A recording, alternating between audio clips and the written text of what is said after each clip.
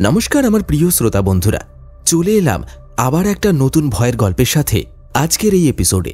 আমাদের গত এপিসোডে যারা যারা কমেন্ট করেছিলেন তাদের নামগুলো আমি আজকের গল্পের শেষে ঘোষণা করব। আর আজও কিন্তু গল্পের মধ্যে থেকে থাকছে একটি বিশেষ প্রশ্ন, তাই মন দিয়ে গল্পটি শুনুন। আজ আপনি শুনতে চলেছেন বাংলা অডিও স্টোরি জগতের স্বনামধন্য লেখক অপূর্ব সেনের কলমে হাড় হিম করা ভয়ের গল্প বৌঠান। গল্প পাঠে এবং বিশেষ কয়েকটি পুরুষ চরিত্রে বরাবরের মতো থাকছি আমি সুদর্শন। আজ আমার সঙ্গে নারী কণ্ঠে থাকছে সুপমা এবং সঙ্গীতা, শিশু কণ্ঠে অনিকেত। শুরু হচ্ছে অপূর্ব সেনের কলমে বৌঠান।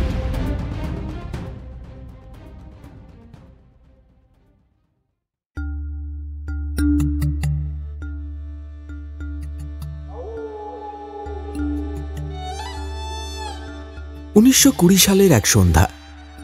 পশ্চিম আকাশ রাঙিয়ে অস্ত যাচ্ছে সূর্য, তার রক্তিম আভা ছড়িয়ে পড়েছে সোনালি ধানের ক্ষেতে। বাতাসে নতুন ধানের গন্ধ। দূরে মন্দিরের ঘণ্টাধ্বনি শোনা যাচ্ছে। সেই সুরের মাঝেই আজ জমিদার বাড়িতে বেজে উঠেছে আনন্দের বাদ্যি। জমিদার শ্রীচরণ রায় দীর্ঘদিন ধরেই উপযুক্ত বধূর সন্ধানে ছিলেন তার বড় ছেলে রামকিশোরের জন্য। বহু খোঁজাখুঁজির পর অবশেষে সন্ধান মিলেছে এক সম্ভ্রান্ত ব্রাহ্মণ কন্যার, যার শোভা, গুণ, সৌন্দর্য সবই অনন্য। আজ সেই কন্যা নববধূ হয়ে প্রবেশ করেছে এই শতাব্দী প্রাচীন জমিদার বাড়িতে। লাল বেনারসি শাড়ির আভায় সজ্জিত নববধূ, মুখে গাঢ় লজ্জার আভা, কপালে টকটকে সিঁদুর, হাতে সোনার চুড়ি। মিষ্টি আলোয় ভাসছে তার গৌরবর্ণ মুখ। চারপাশে আত্মীয় স্বজন, দাসদাসী, কর্মচারীদের মুখে খুশির ঝলক। প্রাচীন রীতিনীতি মেনে আজ জমিদার বাড়িতে এসেছেন গুরুদেব, তান্ত্রিক মহেশ্বরানন্দ। দীর্ঘদেহী, রুক্ষ চেহারা, চোখে মুখে গভীর রহস্যের ছাপ, কপালে চন্দনের ফোঁটা, শ্বেত বসনে আবৃত তার তেজস্বী দেহ, আর গলায় রুদ্রাক্ষের মালা এবং হাতে ত্রিশূল সদৃশ কাঠের দণ্ড। জমিদার বাড়ির মানুষ তাকে পরম শ্রদ্ধার চোখে দেখে। বধূর শাশুড়ি মা নিজ হাতে জল ঢেলে তার পা ধুইয়ে দিচ্ছে। তার চোখে পরম ভক্তি।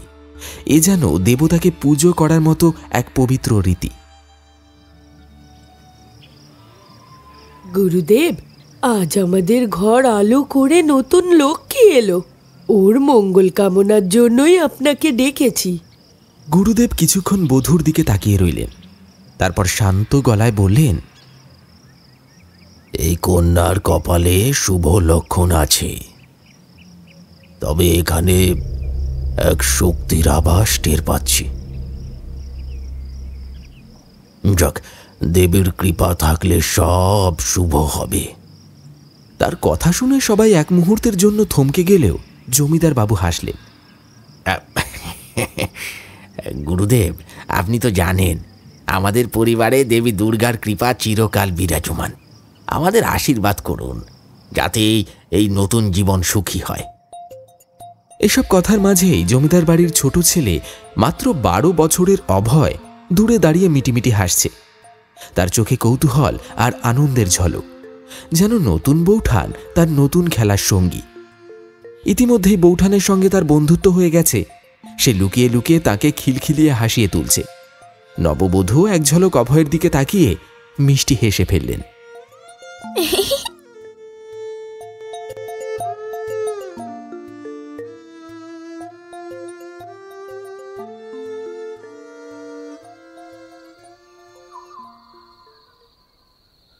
রাত গভীর হয়ে এসেছে। জমিদার বাড়ির প্রাচীন দালানের অলিন্দে টিমটিমে প্রদীপের আলো, আর মাঝে মাঝে মৃদু বাতাসে সেই শিখার কেঁপে ওঠা। রাতের নীরবতার মাঝে কখনো দূর থেকে ভেসে আসছে পেঁচার ডাক, কখনো বা বাতাসের সাথে মিশে আসছে পাতা ঝরে পড়ার মৃদু শব্দ। এই নিঃশব্দ রাতের বুকে আজ জমিদার বাড়ির এক নির্দিষ্ট ঘরে চলছে এক অন্যরকম দৃশ্য। বড় বালিশের গায়ে হেলান দিয়ে বসে আছে রামকিশোর, তার পাশে নববধূ। পরনে হালকা শাড়ি, অলংকার খুলে রাখা হয়েছে। কেবল সিঁথির সিঁদুরটুকু যেন এখনও তার নতুন জীবনের চিহ্ন হয়ে জ্বলজ্বল করছে। অপর পাশে অভয় বালিশে আধশোয়া হয়ে ছোট হাত দুটো নববধূর কোলে রেখে যেন নিজের অবস্থান স্থির করতে চাইছে। না দাদা, আজ আমি বৌঠানের সাথেই থাকবো। অভয়ের কণ্ঠে ছিল অদম্য জেদ। রামকিশোর একটু বিরক্ত হয়েই বলল, অভয়, তুমি কি জানো না বড়রা বিয়ের পর একসঙ্গে থাকে? তোমার এখন নিজের ঘরে গিয়ে ঘুমানো উচিত। তাতে কি হয়েছে? আমি তো আর বৌঠানের সাথে সারা জীবন থাকবো না। আজ শুধু গল্প শুনবো, দয়া করে আমায় তাড়িয়ে দিও না দাদা। নববধূ মৃদু হেসে বলল, থাক না ও আজ আমার কাছে। আমিও তো একদম নতুন এখানে, অভয় থাকলে আমারও ভালো লাগবে। রামকিশোর খানিকক্ষণ স্ত্রীর মুখের দিকে তাকিয়ে রইল, তারপর হাল ছেড়ে দিয়ে বলল, আচ্ছা ঠিক আছে, আজ থাকো, কিন্তু খুব বেশি দুষ্টুমি করো না। কি মজা!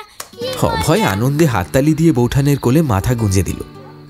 নববধূর চোখের কোণে একটা অদ্ভুত আবেগের ছায়া নেমে এলো। সে অভয়ের ঘন কালো চুলে হাত বোলাতে বোলাতে যেন সময়ের গহ্বরে হারিয়ে যেতে লাগল। এই ছোট্ট শিশুর মাঝে সে যেন খুঁজে পেল তার শৈশবের হারিয়ে যাওয়া সঙ্গীকে, তার নিজের ভাই, যে ছিল একেবারে অভয়ের মতো, ওর মতোই চঞ্চল, হাসি খুশি আর বায়নাবাজ। কিন্তু সেই ভাই আর নেই। ভয়ানক এক জ্বরে ছটফট করতে করতে একদিন চির বিদায় নিয়েছিল তার ছোট্ট শৈশব সঙ্গী। নববধূর বুকের মধ্যে হাহাকার করে উঠল। অভয়কে আঁকড়ে ধরল সে, যেন হারিয়ে যাওয়া ভাইকে আবার ফিরে পেয়েছে। এক অজানা বেদনা মিশ্রিত ভালোবাসায় সে কপালে চুমু খেল অভয়ের। বৌঠান, তুমি কাঁদছো? নববধূ হেসে মাথা নাড়িয়ে বলল, না না, আমি খুব আনন্দে আছি রে। তাহলে আজ আমায় একটা ভূতের গল্প বলো। ওহে, রাতের এই গভীর বেলায় ভূতের গল্প কি খুব দরকার ছোটবাবু? অবশ্যই দরকার। আমি ভয় পেলে তো আমায় বৌঠান জড়িয়ে ধরবে। ঘর জুড়ে হাসির গুঞ্জন ছড়িয়ে পড়ল। বাতাসে যেন এক মায়াময় শীতলতা নেমে এলো। বাইরে শেয়ালের হুক্কা হুয়া ডাক শোনা গেল। দূরের বটগাছের নিচে অন্ধকার যেন আরো ঘন হয়ে এলো।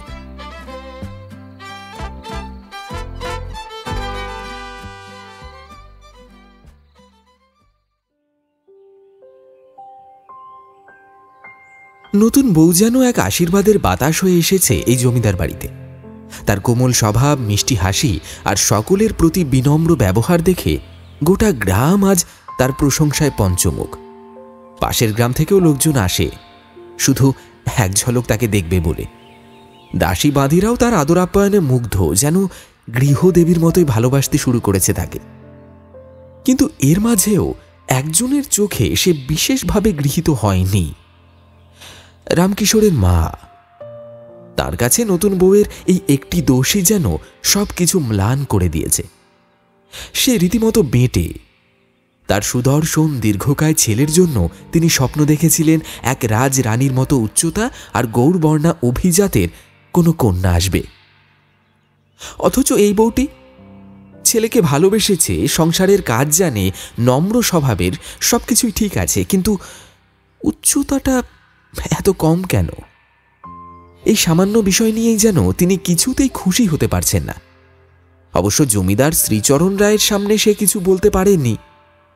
দ্বিতীয় স্ত্রী হয়েও তিনি জমিদারের গভীর ভালোবাসা পেয়েছেন, আর সেই ভালোবাসার শাসনে চুপ করে থাকতে বাধ্য হয়েছেন। জমিদার শ্রীচরণ রায়ের জীবন একসময় শূন্যতায় ভরেছিল। প্রথম স্ত্রী কোনো এক অজানা অভিমানে তাকে ছেড়ে চলে গিয়েছিলেন। সেই সংসারে কোনো সন্তান আসেনি। দ্বিতীয় স্ত্রী এলেন এক নতুন আশীর্বাদ হয়ে। তার স্নেহ ও ভালোবাসায় জমিদারের নিঃসঙ্গ জীবন ভরে উঠেছিল এক অনন্য পারিবারিক বন্ধনে। সেই ভালোবাসা, সেই পরম্পরা তিনি রেখে গেছেন নিজের সন্তানদের মধ্যেও।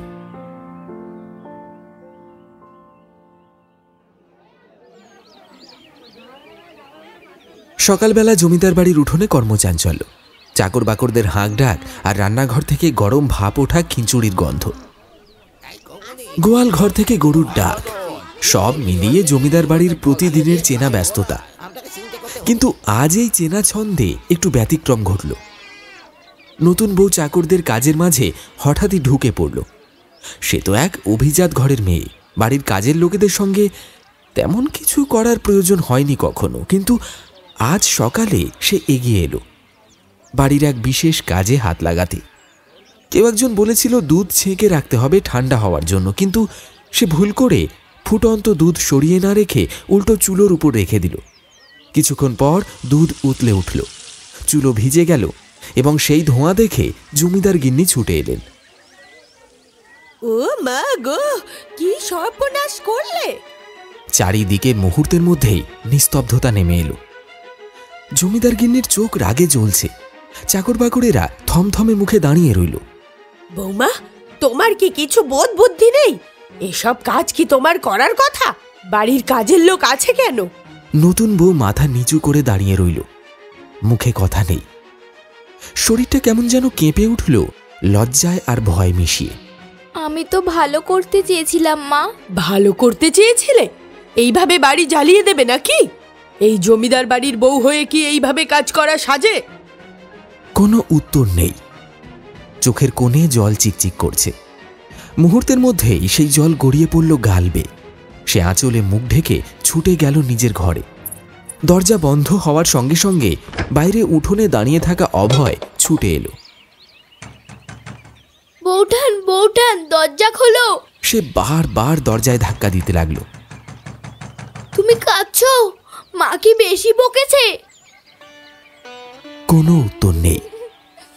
বৌঠান, দরজা খোলো, আমি কষ্ট পাচ্ছি। অভয়ের গলায় শিশু সুলভ আরতি ফুটে উঠল, কিন্তু ঘরের ভেতর থেকে শুধু নিস্তব্ধতা, শুধুই একটা চাপা কান্নার শব্দ। অভয় বারবার দরজায় ধাক্কা দিলেও ভেতর থেকে কোনো সাড়া আসেনি। নতুন বউ আঁচলে মুখ লুকিয়ে নিশ্চুপ হয়ে বসেছিল। অভয়ের মন আরো ব্যাকুল হয়ে উঠল। সে আরো কিছুক্ষণ দরজার বাইরে দাঁড়িয়ে রইল, কিন্তু ভেতর থেকে কোনো উত্তর এলো না। হতাশ হয়ে একসময় সে ধীরে ধীরে পা টেনে উঠোনের দিকে চলে গেল। ঠিক সেই মুহূর্তে বাড়ির ফটকের বাইরে থেকে শঙ্খের শব্দ ভেসে এলো। ভারী কাঠের ফটক খুলে গেল ধীরে ধীরে। বাড়ির চাকর বাকরেরা একপাশে সরে দাঁড়ালো। প্রবেশ করলেন তান্ত্রিক মহেশ্বরানন্দ। মাথায় ছিল জটা বাঁধা চুল, গলায় রুদ্রাক্ষের মালা, কপালে চন্দনের ফোঁটা। তার প্রবল ব্যক্তিত্ব, তীক্ষ্ণ চাহনি দেখে কেউ সহজে তার সামনে দাঁড়াতে সাহস পায় না। জমিদার গিন্নি সসম্মানে এগিয়ে এলেন, হাঁটু গেড়ে প্রণাম করলেন তার সামনে। আর দাসীরা ছুটে এসে পিতলের লোটায় জল নিয়ে তান্ত্রিকের পা ধুইয়ে দিল। সেই জল দিয়ে জমিদার গিন্নি নিজের মাথা ছুঁয়ে প্রণাম করলেন। গুরুদেব, এই সময় আপনি আমার বাড়িতে পদার্পণ করলেন, আমরা কৃতজ্ঞ। তান্ত্রিক ধীর কণ্ঠে বললেন, এটি শুভক্ষণ মা। নববধূর আগমনের পর চৈত্র সংক্রান্তি আসছে। এবার তোমাদের বাড়িতে মহামঙ্গল হবে। আমার পরামর্শ, গম্ভীরা উৎসবের আয়োজন করা হোক। এতে গোটা গ্রামের মঙ্গল হবে। জমিদার বাড়ির ভবিষ্যৎ আরো শুভ হবে। জমিদার গিন্নি বিনীতভাবে মাথা ঝুঁকিয়ে বললেন, আপনার বাক্যই আমাদের পথ প্রদর্শক। আমি জমিদার মশাইয়ের সাথে কথা বলবো, নিশ্চয়ই তিনি উৎসবের আয়োজন করবেন। ঘরের ভেতর থেকে অভয়ের বৌঠান সমস্ত কথা শুনতে পাচ্ছিল। গম্ভীরা উৎসব। তার বাপের বাড়িতেও এই উৎসব হতো। সেও তখন কত ছোট ছিল। গম্ভীরার ঢাক বাজলে আনন্দে লাফিয়ে উঠত সে আর তার ভাই। সেই ভাই যে আজ আর নেই। এইসব স্মৃতির ভিড়ে তার বুকের ভেতরটা কেমন যেন হাহাকার করে ওঠে। কিন্তু এক মুহূর্ত পরেই সে শুনতে পেল ভারী চরণধ্বনি। তান্ত্রিক বাড়ি থেকে বেরিয়ে যাচ্ছে।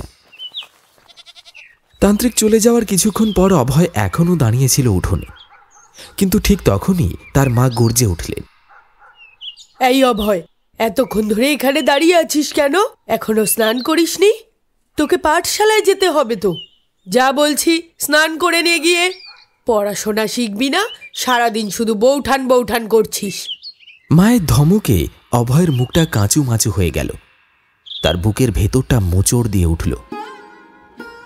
সে ধীরে ধীরে পা টেনে বাড়ির পুকুর ঘাটের দিকে রওনা দিল, কিন্তু বারবার পেছন ফিরে বৌঠানের বন্ধ দরজাটার দিকে তাকাচ্ছিল। তার ছোট্ট মন বুঝতে পারছিল না যে সে যেন আজ প্রথমবারের মতো সত্যিকারের দুঃখ অনুভব করল।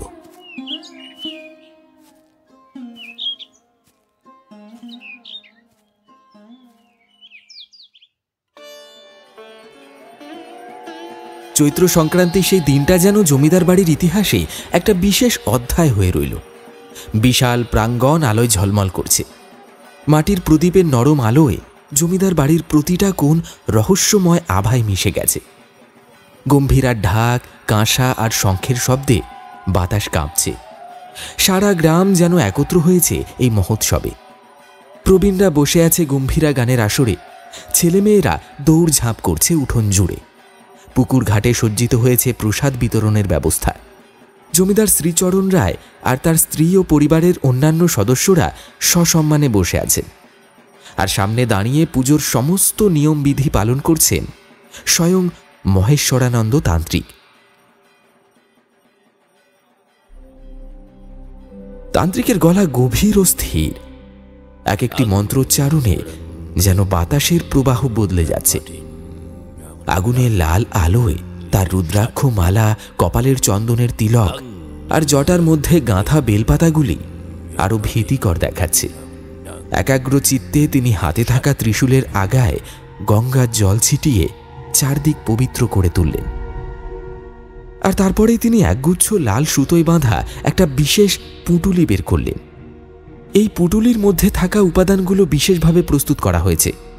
এগুলো বাড়ির চার কোণে এবং মূল প্রবেশ দ্বারের সামনে স্থাপন করতে হবে, যাতে অশুভ শক্তি কোনোভাবেই প্রবেশ করতে না পারে। এই কথা শুনে বাড়ির চাকর বাকররা দ্রুত এগিয়ে গেল।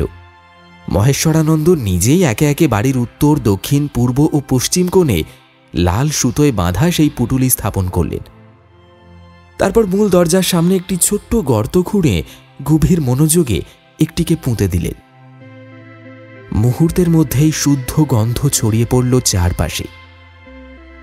এরপর তিনি রামকিশোর এবং তার নববধূ সদ্য গৃহলক্ষ্মী হয়ে আসা সারদাকে সামনে ডেকে আনলেন।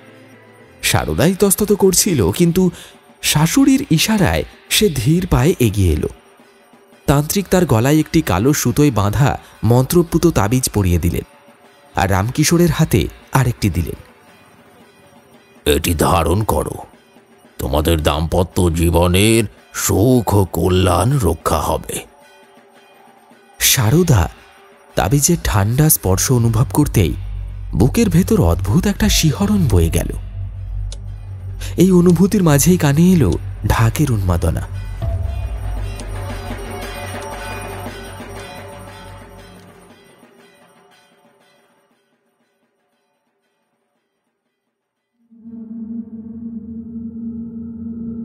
মাসখানেক ঘুরতে না ঘুরতেই জমিদার বাড়িতে যে এমন একটা ব্যাপার ঘটে যাবে সেটা কেউ কল্পনাও করতে পারেনি। বাড়ির বাতাস থমথমে, যেন কালো কোনো অশনি সংকেত ছড়িয়ে পড়েছে চারিদিকে। জমিদার গিন্নি চেঁচিয়ে উঠলেন, আমি আগেই বলেছিলাম এই মেয়েটা হচ্ছে কুলক্ষণা, বাড়িতে অমঙ্গল ডেকে আনবে। তোমরা কেউ আমার কথা শুনলে না। আজ এই সর্বনাশের জন্য দায়ী কে? তার কথা শেষ হতে না হতেই এক গম্ভীর অথচ শীতল স্বর কেটে উঠল। তুই যা বলছিস সত্যি বলছিস তো অভয়? বেতের চেয়ারে বসে থাকা জমিদার শ্রীচরণ রায়ের কণ্ঠে ছিল দৃঢ়তা, কিন্তু চোখে গভীর সংশয়। তার ছোট ছেলে অভয় দাঁড়িয়ে আছে দরজার পাশে। তার সারা শরীর কাঁপছে ভয়ে, চোখে মুখে ভয় আর অবিশ্বাসের মিশ্রণ। কাঁপা কাঁপা গলায় বলল, হ্যাঁ হ্যাঁ বাবা, আমি নিজের চোখে দেখেছি। বৌঠান। তার গলা বুঝে এলো। চারপাশের সবাই নিঃশ্বাস আটকে তাকিয়ে আছে তার দিকে। গিলতে গিলতে সে বলতে শুরু করলো, আমি সন্ধ্যের সময় বড় ঠাকুর ঘরের পাশের বারান্দা দিয়ে যাচ্ছিলাম, তখনই রান্নাঘরের দিকে একটা অদ্ভুত শব্দ শুনতে পেলাম, যেন কাঁচা কিছুর চিবানোর শব্দ। খুব ধীরে গিয়ে উকি দিলাম, আর তখনই তার গলা শুকিয়ে কাঠ হয়ে এসেছে। জমিদার গিন্নির আর তর সইছে না। তিনি প্রায় চেঁচিয়ে বললেন, কি দেখলি? বল বল বলছি। অভয় ফাঁকা দৃষ্টি নিয়ে ফিসফিস করে বলল, আমি দেখলাম সারদা বৌঠান কাঁচা মাছ চিবিয়ে খাচ্ছিল। হাতে ধরা ছিল একটা বড় মাছ, দাঁত দিয়ে ছিঁড়ে ছিঁড়ে গ্রাসে গিলছিল। আমি ডাক দিতেই সে আমার দিকে তাকালো, আর আর তখনই সবাই নিঃশ্বাস বন্ধ করে তাকিয়ে আছে অভয়ের দিকে। তার চোখ দুটো বেশ ভারিত। সে কাঁপা কাঁপা গলায় বলতে লাগলো, তোর চোখে মনে ছিল না? একেবারে ফাঁকা, শূন্য, অন্ধকার।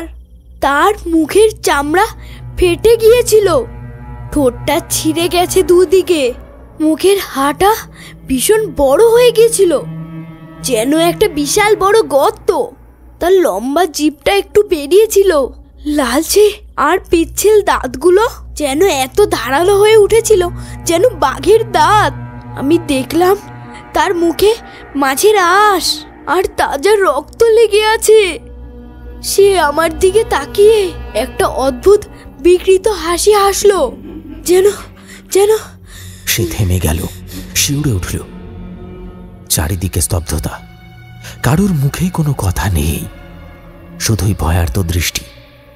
তারপর অভয় ফিসফিস করে বলল, সে আমার দিকে তাকিয়ে অজ্ঞান হয়ে পড়ে গেল। ঘরের সবাই একে অপরের দিকে তাকালো। বাড়ির নববধূ সারদা তখন উপরতলায় নিজের ঘরে বিছানায় অচেতন হয়ে পড়ে আছে। তার সাদা মুখ আর নিস্তেজ শরীর।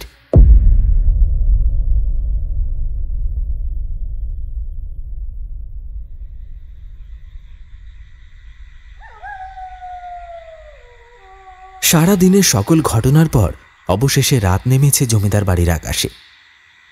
নক্ষত্রহীন অন্ধকারাচ্ছন্ন সেই রাত যেন চারপাশে এক চাপা অস্বস্তি ছড়িয়ে দিয়েছে।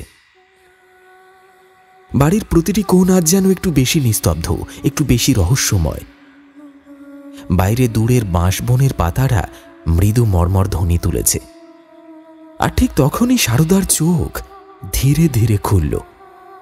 কাঁপা কাঁপা হাত উঠিয়ে মাথায় ঠেকালো সে। তীব্র যন্ত্রণা যেন কপাল ফেটে বেরিয়ে আসতে চাইছে।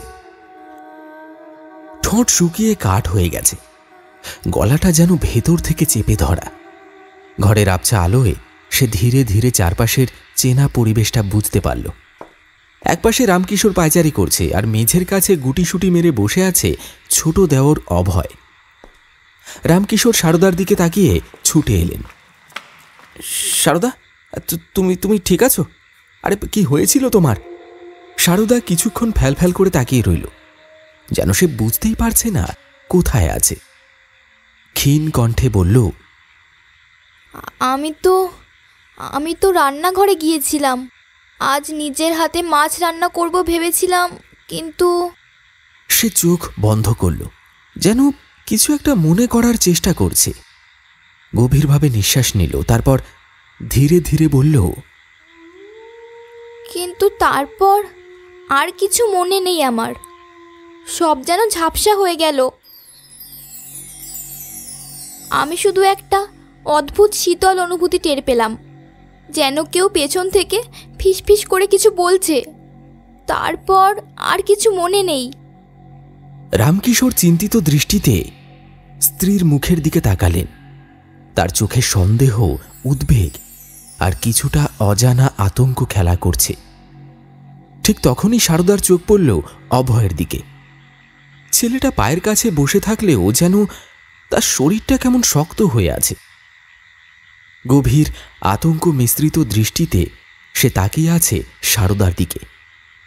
তার ছোট্ট হাতের আঙুল মুঠো হয়ে এসেছে। অভয়, এদিকে আয়।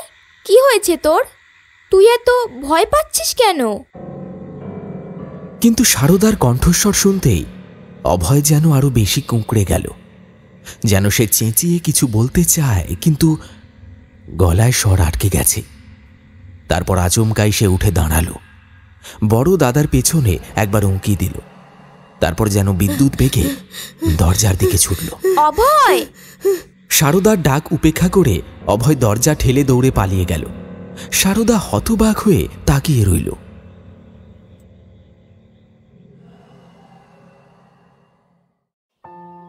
পরদিন ভোরের প্রথম আলো ফুটতেই সারদা যেন একটা নতুন মানুষ। আগের রাতের বিভীষিকা তার মনে বিন্দুমাত্র রেখাপাত করেনি। সে আগের মতোই হাসছে, গল্প করছে, রান্নাঘরে গিয়ে কাজ করছে, বাড়ির বউদের সঙ্গে কথাবার্তা বলছে, যেন কিছুই ঘটেনি। জমিদার বাড়ির প্রতিটি মানুষ তার এই আচরণ দেখে বিস্মিত। কেউ কেউ ভাবছে হয়তো কালকের ঘটনাটা আসলেই একটা বিভ্রম ছিল, হয়তো অভয় ভুল কিছু দেখেছিল। কিন্তু সন্দেহের কাঁটা একেবারে সরিয়ে ফেলতে পারল না কেউ।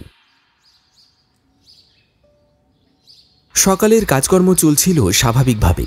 এমন সময় জমিদার শ্রীচরণবাবু বাড়ির উঠোনে এসে গম্ভীর স্বরে সকলকে প্রশ্ন করলেন, এই অভয়কে কেউ দেখেছিস? প্রথমে সবাই একে অপরের দিকে তাকাল, যেন কিছু বুঝেই উঠতে পারছে না।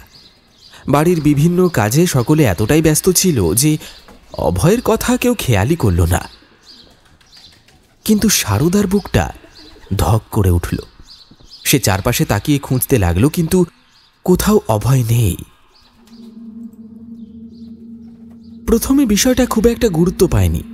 ভাবা হলো হয়তো ছেলেটা কোথাও খেলতে গেছে বা কারোর সঙ্গে গল্প করছে।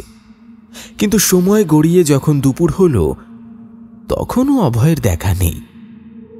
ধীরে ধীরে বাড়ির লোকেদের মুখে চিন্তার রেখা ফুটে উঠল।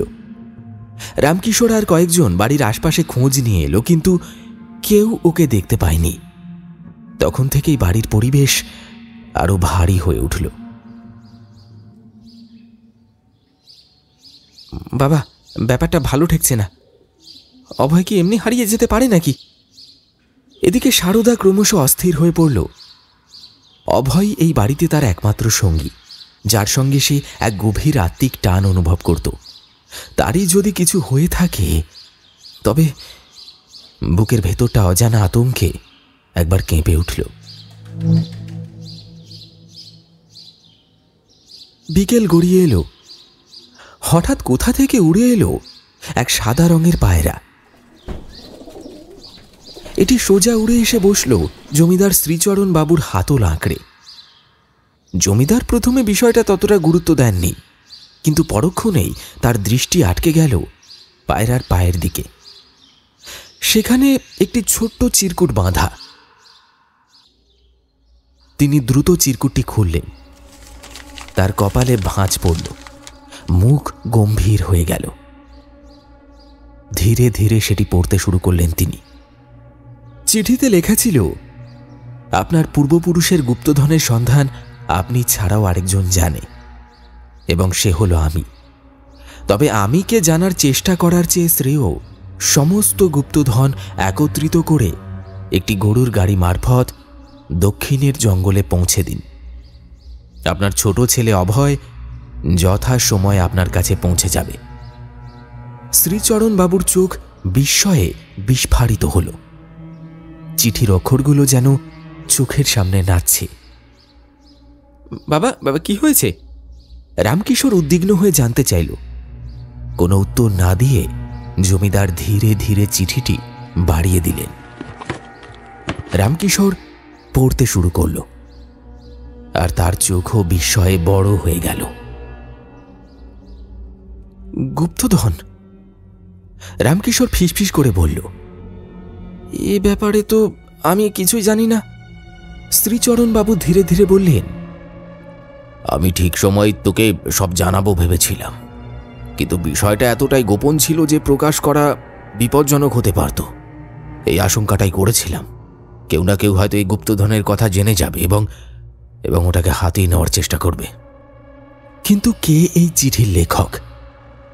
অভয় কি আদৌ নিরাপদে আছে? গুপ্তধনের লোভে কে এত বড় চক্রান্ত করছে? বাড়ির সবাই উৎকণ্ঠায় প্রহর গুনতে লাগল, কিন্তু কেউ বুঝতে পারল না পরবর্তী মুহূর্তে কি ঘটতে চলেছে।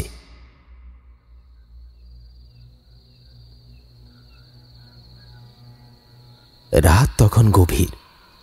ঘড়ির কাঁটা একটার ঘর ছুঁই করছে।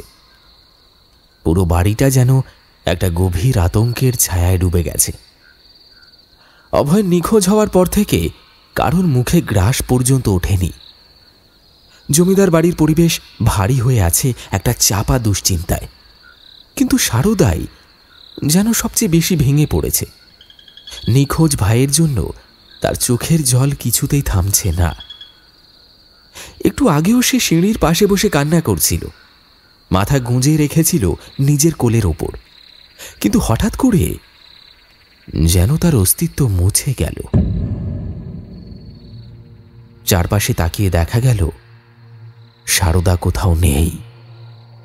এই মুহূর্তে জমিদার বাড়িতে আরও একটি বিপর্যয় নেমে এলো। জমিদার শ্রীচরণবাবু হঠাৎই কাশতে কাশতে প্রবল বমি করতে লাগলেন।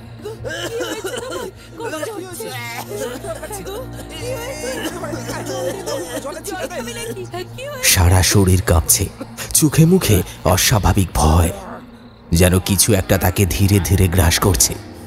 উপস্থিত সবাই হতবাক হয়ে গেল। শীঘ্রই গ্রামের বৈদ্য নিতাই চরণকে ডাকা হলো।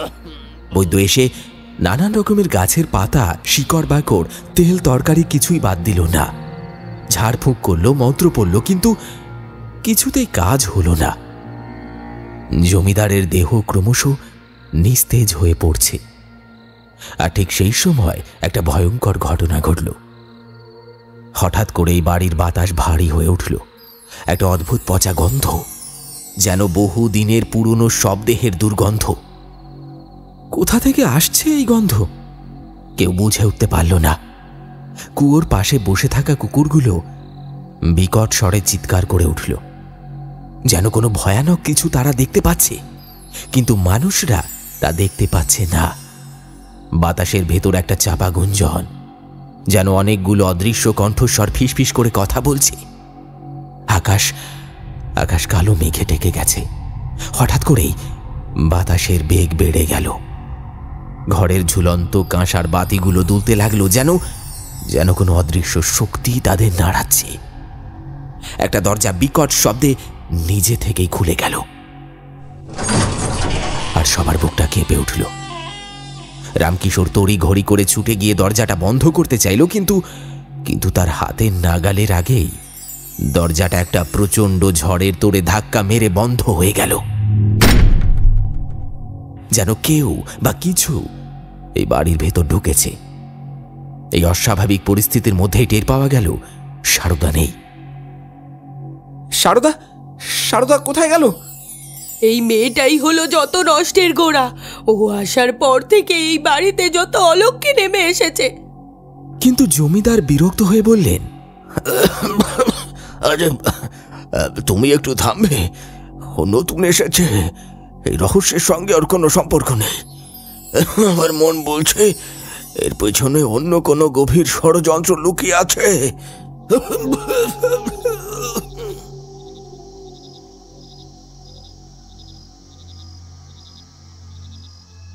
রাত তখন গভীর, চারিদিক নিস্তব্ধ।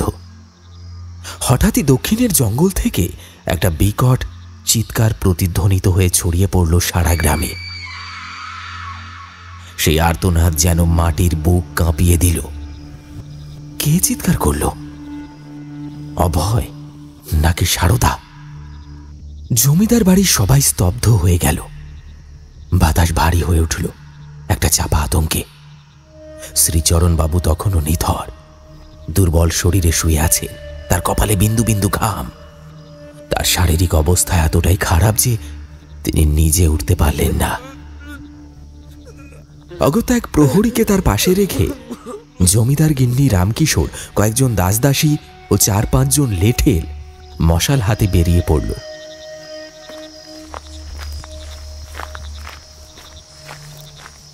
গ্রামের কাঁচা পথ ধরে তারা এগোতে লাগল। রাতের নিকষ অন্ধকারে শুধু মশালের হলুদ আলোয় কাঁপা কাঁপা শিখা। বাতাসে দুলছে কৃষ্ণচূড়ার শুকনো পাতা। ঝিঁঝি পোকার একটানা ডাকের মাঝে কোথাও দূর থেকে শেয়ালের হাহাকার ভেসে আসছে। মনে হচ্ছে পুরো প্রকৃতি যেন গুমোট নীরবতায় কিছু একটা ভয়ঙ্কর আশঙ্কা করছে। লেঠেলদের হাতে ধরা আছে অস্ত্র, তীর, ধনুক, বল্লম, বর্ষা। বন্যজন্তুর আক্রমণ হতে পারে, কিংবা অন্য কিছু। জঙ্গলের কাছে পৌঁছেই প্রথমে তারা কিছু দেখতে পেল না, শুধুই অন্ধকার। কিন্তু কয়েক কদম এগোতেই হঠাৎ তারা দেখতে পেল ঘন জঙ্গলের গভীরে যেন কেউ একটা আগুন জ্বালিয়ে বসে আছে। একটি অগ্নিকুণ্ড দপদপ করে জ্বলছে, আর সেই আগুনের লালচে আলোয় মাঝে মাঝে যেন কিছু ছায়া নড়াচড়া করছে। কে আছে ওখানে? ধীরে ধীরে নিঃশব্দে দলটি সামনে এগিয়ে চলল। সকলের বুকের ভিতরটা ধুকপুক করছে। মশালের আলোয় দেখা গেল মাটিতে ছড়িয়ে আছে কিছু ভাঙাচোরা জিনিস, যেন কোনো রকমের কিছু তান্ত্রিক আচারের চিহ্ন। আগুনের চারপাশে ছড়িয়ে রয়েছে কিছু অদ্ভুত হাড়গোড়, কিছু লাল সাদা চিহ্ন, যেগুলো স্পষ্টতই মানুষের নয়। রামকিশোর ফিসফিস করে বলল, এগুলো এগুলো কি? এখানে এখানে কে আছে? তার কণ্ঠস্বর কাঁপছে। অগ্নিকুণ্ড থেকে খানিক দূরেই দেখা গেল একটি পুরনো কুটির। অন্ধকারে ছায়াময় এক রহস্যময় কাঠামো। ঘরের ভেতর থেকে ভেসে আসছে মৃদু গুঞ্জন, এক অন্তহীন যন্ত্রণার শব্দ। রামকিশোর মুহূর্তে সতর্ক হয়ে উঠল। আশেপাশের সকলের দৃষ্টি তার দিকে।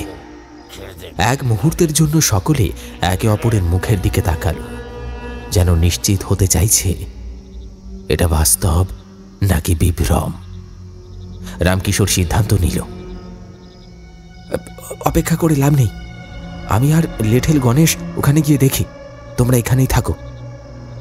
বলেই সে এগিয়ে গেল। হাতে শক্ত করে ধরা মশাল, অন্য হাতে কোমরে বাঁধা অস্ত্র। কুটিরের দরজা হালকা ঠেলতেই কড়কড় শব্দে ফাঁক হয়ে গেল। ভিতরটা অন্ধকার, কিন্তু তার মধ্যেও দুই কোণে দুটি মশালের কম্পমান শিখা ঝলসে উঠছে। সেই আলোয় ধীরে ধীরে স্পষ্ট হয়ে উঠল ভিতরের শীতলতা আর গা ছমছমে পরিবেশ। সামনে কয়েক পা এগিয়ে যেতেই তারা দুজন থমকে দাঁড়ালো। শ্বাস বন্ধ হয়ে এলো ভয়। ঘরের এক পাশে ভয়ানক সূক্ষ্ম ও সুচালো কাঠের তৈরি একটা অদ্ভুত যন্ত্রে হাত পা ছড়িয়ে বেঁধে ঝুলছে একজন মানুষ। তার শরীরে ক্ষতচিহ্ন, ক্ষীণ নিঃশ্বাস চলছে, যেন মৃত্যুর প্রহর গুনছে। মশালের আলোয় স্পষ্ট হলো তার পরিচয়। সে আর কেউ নয়, তান্ত্রিক মহেশ্বরানন্দ। তার চোখ দুটো আধবোঝা, চেহারা যেন এক বিভীষিকাময় যন্ত্রণা বহন করছে। কেউ যেন চাবুক দিয়ে মেরে তার শরীরের চামড়া জায়গায় জায়গায় তুলে নিয়েছে। রামকিশোর হতবাক হয়ে তাকিয়ে রইল। কিভাবে সম্ভব? এত শক্তিশালী এক তান্ত্রিক, যার মন্ত্রের ক্ষমতা আছে, সে এভাবে বন্দী হলো কিভাবে? কিন্তু এর চেয়েও বেশি ভয়ানক ছিল যন্ত্রের ঠিক নিচে পড়ে থাকা আরেকটি দেহ। রামকিশোরের চোখ স্থির হয়ে গেল। মাটিতে নিথর পড়ে আছে একটি শিশু, তার ছোট ভাই অভয়। পোশাক দেখে বুঝতে বাকি রইল না, জমিদার বাবু এক ঝড়ের রাতে এই জঙ্গল থেকেই কুড়িয়ে এনেছিলেন তাকে।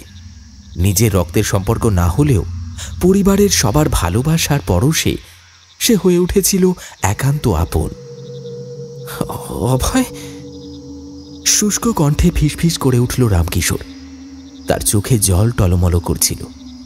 কিন্তু তার চেয়েও বেশি চমক লাগলো অন্য একটা দৃশ্য দেখে। ওই ঝুলিয়ে রাখা তান্ত্রিকের উল্টো দিকে পিঠ ঘুরিয়ে বসে আছে একটি ছায়ামূর্তি। এলোমেলো চুল, স্থির দেহ, তার চারপাশে অন্ধকারের একটা অদ্ভুত কম্পন ছড়িয়ে পড়েছে, যেন সে মৃত নয় অথচ জীবিত নয়। তবে সবচেয়ে ভয়ঙ্কর ছিল সেই দুর্গন্ধ, পচা, উগ্র আর বীভৎস। রামকিশোর আর লেঠেল গণেশ দুজনেরই শ্বাস বন্ধ হয়ে এলো। তারা নাক চেপে ধরল। এই গন্ধ ঠিক যেন শত শত পচা মৃতদেহের মতো, যেন বহু অশুভ আত্মার উপস্থিতিতে আচ্ছন্ন হয়ে আছে কুটিরের পরিবেশ। রামকিশোর বুঝতে পারল এখানে কিছু একটা অস্বাভাবিক ঘটছে, কিছু একটা ভয়ানক। হঠাৎ করে সেই মহিলার ছায়ামূর্তি ধীরে ধীরে ঘাড় ঘোরাতে শুরু করল, কিন্তু সেটা স্বাভাবিক গতিতে নয়, বরং অস্বাভাবিকভাবে, যেন ঘাড়ের হাড় একসঙ্গে চূর্ণ হয়ে যাচ্ছে। কট কট একটা ভয়ানক কর্কশ আওয়াজে তার ঘাড়টা সম্পূর্ণ উল্টো দিকে ঘুরে গেল। তার ঠোঁটের কোণে জমে থাকা পচা রক্তের দাগের ওপর ফুটে উঠল একটা অশরীরী নিঃশব্দ হাসি। সেই হাসিতে কোনো কোমলতা নেই, কোনো মানবিক অভিব্যক্তি নেই। ঠোঁটের কিনারাগুলো যেন পচে কালচে হয়ে গেছে, এমনকি ঠোঁটের চামড়া ফেটে গেছে জায়গায় জায়গায়। হাসলেও তার দাঁত দেখা যাচ্ছিল না। মনে হচ্ছিল দাঁতগুলো হয়তো কালো অথবা গলে গিয়েছে।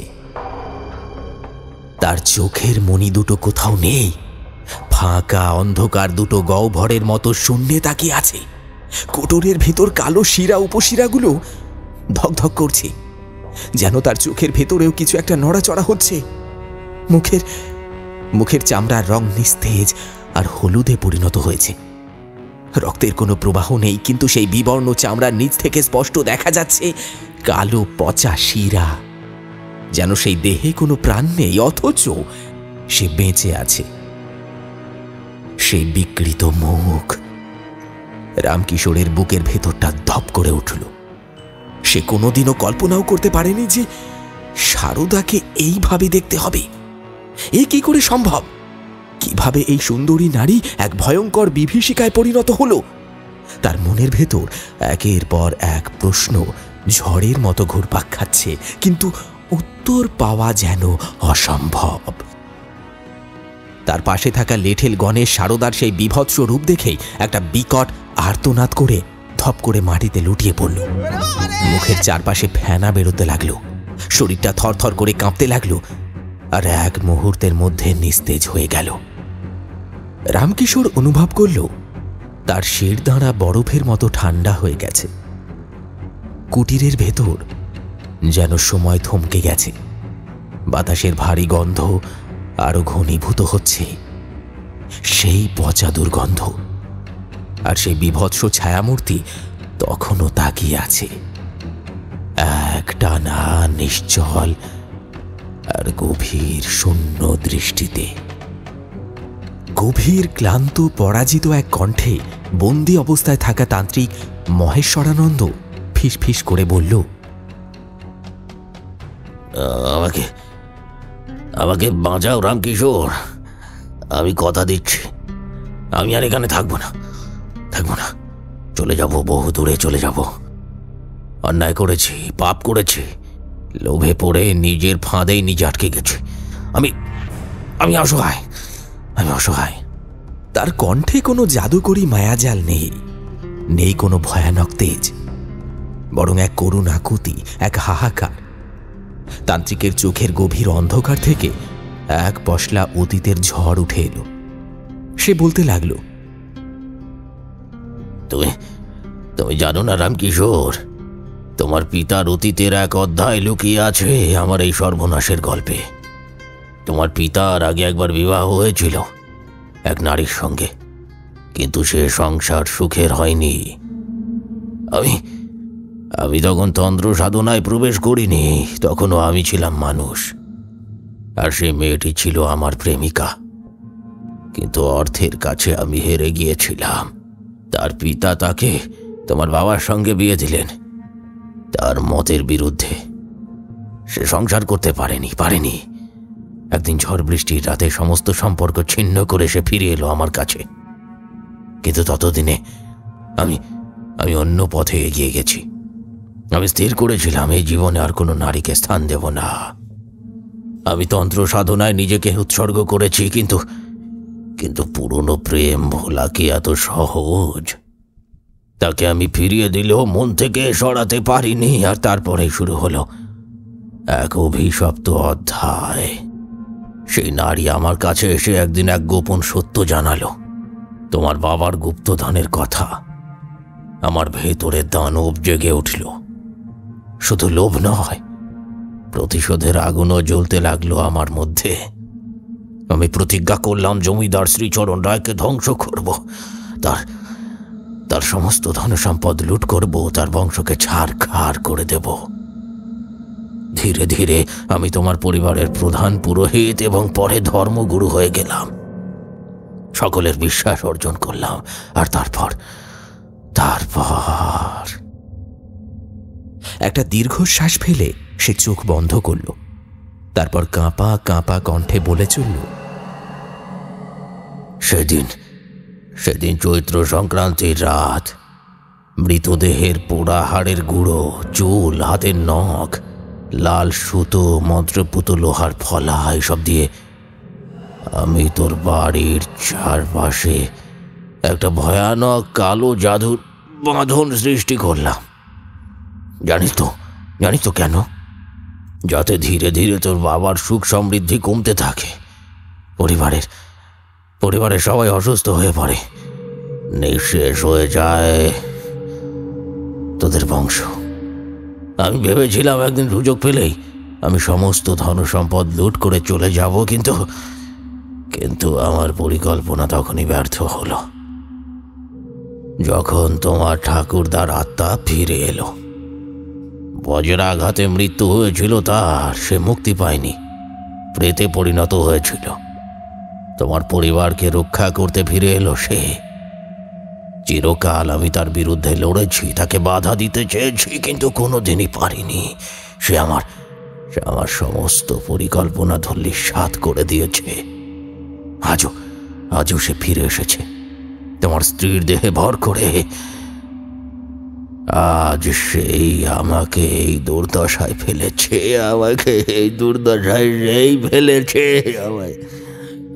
হঠাৎ করে তান্ত্রিক কাঁদতে শুরু করল, যেন এক ভেঙে পড়া পাপী।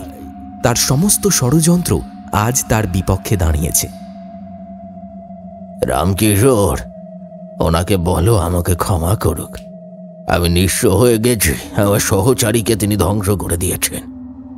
আজ আমি একা, একদম একা। আমাকে মুক্তি দাও, আমাকে ক্ষমা করো।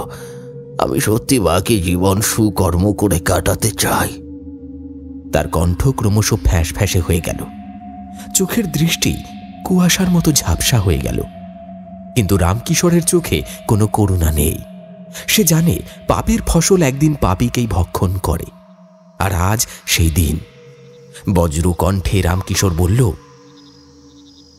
শুধুমাত্র প্রতিশোধ স্পৃহার জন্য তুমি এতটা নিচে নামতে পারো? তোমাকে ভগবানের জায়গায় রেখেছিলাম আমরা, সেটা কি কম কিছু ছিল না?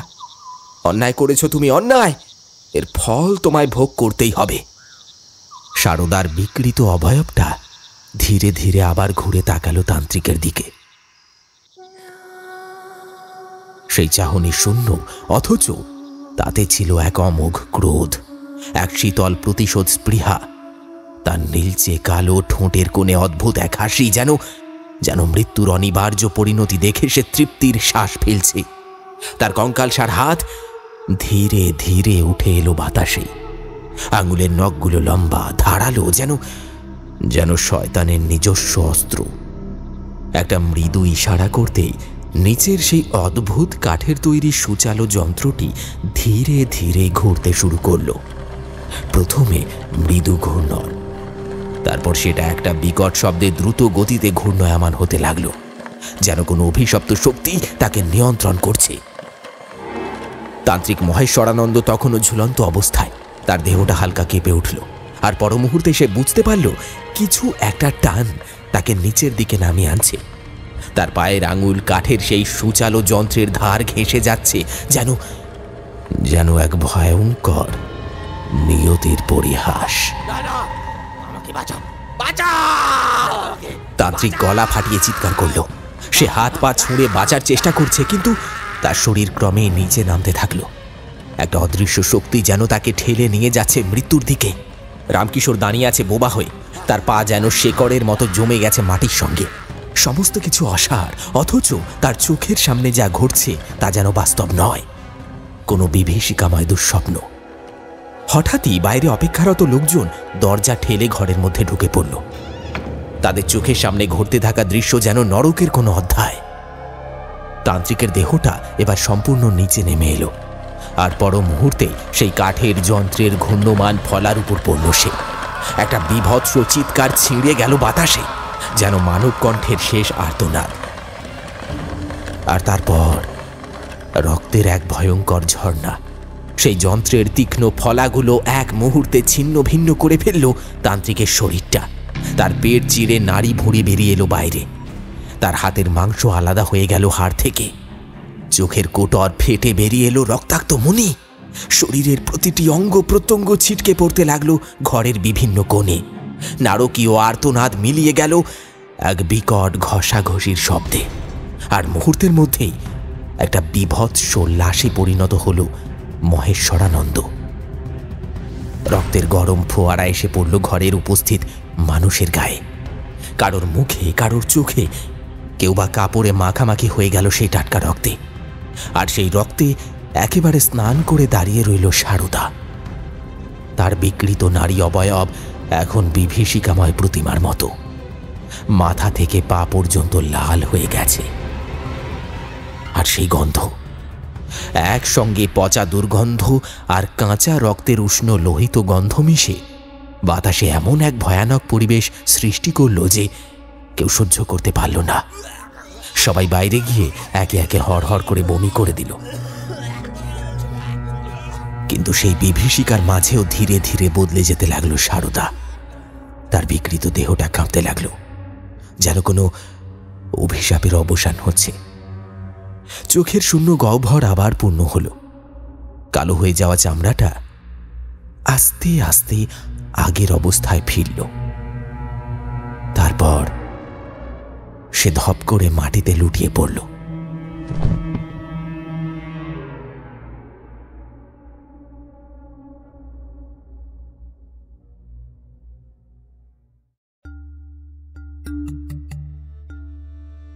সপ্তাহখানেক কেটে গেছে। জমিদার বাড়িতে এখন আর কোনো অশুভ ছায়া নেই, নেই কোনো আতঙ্কের স্পর্শ। দীর্ঘদিনের অস্থিরতা, রোগ শোক সবই যেন মুছে গেছে কোনো এক অলৌকিক শক্তির প্রভাবে। তান্ত্রিক মহেশ্বরানন্দের অভিসন্ধি এবং তার অপকর্মের কথা আজ সকলেরই জানা। সে শুধু একজন প্রতারকই ছিল না, ছিল এক ভয়ঙ্কর লোভী, যে তন্ত্রমন্ত্রের আড়ালে কুৎসিত ষড়যন্ত্র বুনেছিল। কিন্তু তার শেষ পরিণতি হয়েছিল এমন যা কেউ কল্পনাও করতে পারেনি। সারদা এখন সম্পূর্ণ সুস্থ। অভয়ও আগের মতো প্রাণবন্ত, চঞ্চল।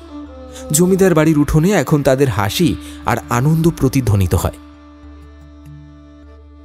অভয়, অভয়, ওদিকে যাস না, আমাকে ধরতে পারে না। জমিদার শ্রীচরণ রায়েরও শারীরিক উন্নতি ঘটেছে। তার ক্লান্ত দেহে যেন নতুন প্রাণের সঞ্চার হয়েছে।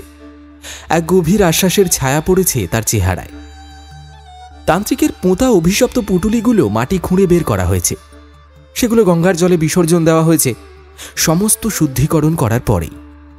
এখন জমিদার বাড়ির চারপাশে কোনো কালো ছায়া নেই, নেই কোনো ভয়ানক অভিশাপ। তবে একটা রহস্যময় ব্যাপার এখনও সবারই জানা, জমিদার বাড়ির গুপ্তধনের অস্তিত্ব। কিন্তু আশ্চর্যের বিষয়, কোনো ডাকাত, কোনো লোভী মানুষ বা আশেপাশের অন্য কোনো জমিদার সেই গুপ্তধনের প্রতি আকৃষ্ট হওয়ার সাহস দেখায়নি। কারণ সবাই জানে সেই গুপ্তধনের পাহারায় স্বয়ং এক অতৃপ্ত আত্মা আছে। জমিদার বাড়ির অন্দরমহলে এক বিশাল দেওয়ালে ঝুলে আছে সে অতৃপ্ত আত্মার এক প্রকাণ্ড ছবি। সে আর কেউ নয়, সে রামকিশোরের ঠাকুরদা। সেই ছবিতে এক কঠিন দৃষ্টির বৃদ্ধ, যার চোখের গভীরে রয়েছে এক অব্যক্ত শক্তি। অভয়ের বৌঠান সারদার মধ্যে দিয়ে একবার স্বয়ং এসেছিলেন তিনি। সময়ের প্রয়োজনে নিজের বংশধরদের রক্ষা করেছিলেন। এক ভয়াবহ বিপদ থেকে বাঁচিয়েছিলেন। আর এতেই বোঝা যায় রামকিশোরের ঠাকুরদার বিশেষ পছন্দ হয়েছে তার নাত বউ। সকলেই বলে সে একেবারে লক্ষ্মী বৌমা, যাকে দেখে ঠাকুরদা খুশি হয়েছেন।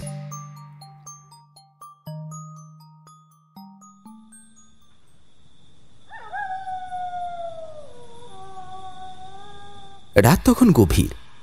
নক্ষত্রহীন কালো আকাশের নিচে জমিদার বাড়ি এক রহস্যময় নিস্তব্ধতায় আচ্ছন্ন। কেবল মাঝে মাঝে বাতাসের মৃদু শব্দ, দূরে কোথাও একটানা ঝিঁঝি পোকার ডাক শোনা যাচ্ছে। সারদা বসে আছে ঘরের ভেতর বিছানার এক ধারে।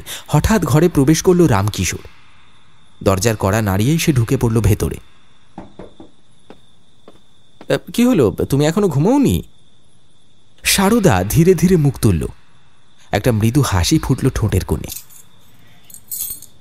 সে আলতো করে রামকিশোরের কাঁধে হাত রাখল, কিন্তু পর মুহূর্তে সেই ছোঁয়া যেন বদলে গেল। তার কণ্ঠস্বরে অদ্ভুত পরিবর্তন এলো, গম্ভীর, ভারী আর অনেকটা যেন পুরুষালী কণ্ঠস্বর।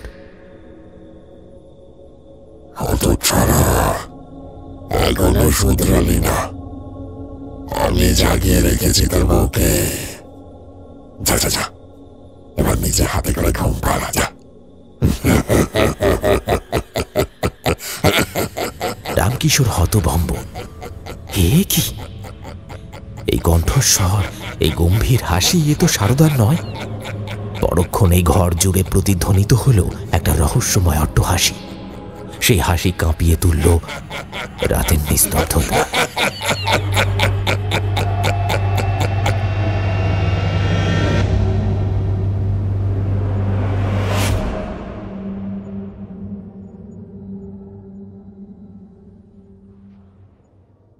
শুনলেন বৌঠান।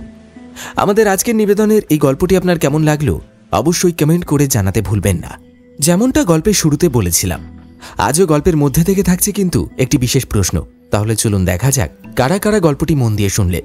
আচ্ছা বলুন তো, আমাদের আজকের গল্পের বৌঠান অর্থাৎ সারদা কোন বংশের মেয়ে ছিল? অর্থাৎ জাতি ধর্ম নির্বিশেষে তার জাত কি ছিল? সঠিক উত্তর লিখে আপনার নাম এবং আপনি কোন জায়গা থেকে গল্পটি শুনলেন সেটিও মেনশন করতে ভুলবেন না। সঠিক উত্তর যারা দেবে তাদের নাম আমি আগামী গল্পে আবার ঘোষণা করব। তাহলে চলুন ঝটপট দেখে নেওয়া যাক আমাদের গত এপিসোডে কারা কারা কমেন্ট করেছিলেন।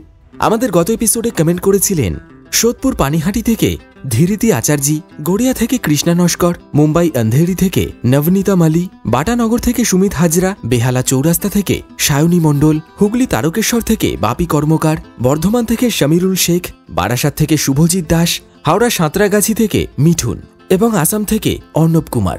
আপনাদের প্রত্যেককে অনেক অনেক ধন্যবাদ জানাই আমাদের গল্পগুলি নিয়মিত শোনার জন্য। যদি আপনি ভীষণভাবে ভৌতিক গল্প প্রেমী হয়ে থাকেন তাহলে আমাদের আরও দুটি চ্যানেল গপ্পঘোর এবং অল ডে সাসপেন্সকে সাবস্ক্রাইব করতে ভুলবেন না। তাহলে দেখা হচ্ছে খুব শীঘ্রই আবার কোনো নতুন রোমাঞ্চকর গল্পের সাথে অন্য কোনো এপিসোডে। ততক্ষণের জন্য সবাই ভালো থাকবেন, সুস্থ থাকবেন। ধন্যবাদ।